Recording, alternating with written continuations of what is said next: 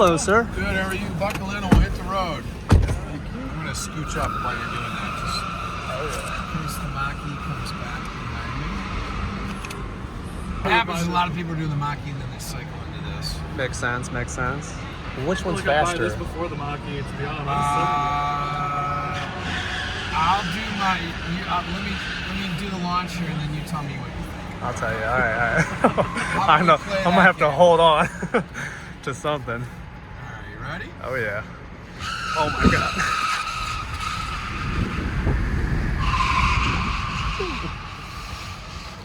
Yeah, that's scary. So this is 0 to 60 in 3.8.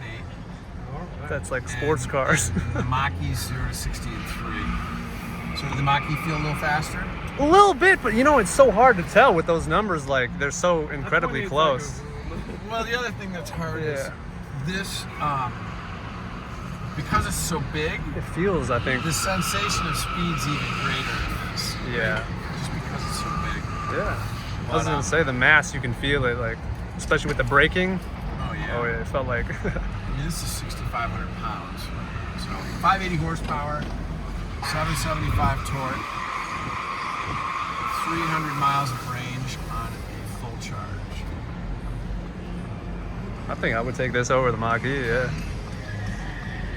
But Well, obviously I like pickup trucks, so especially if it's a platinum, Oh. you add that in the mix, and it's,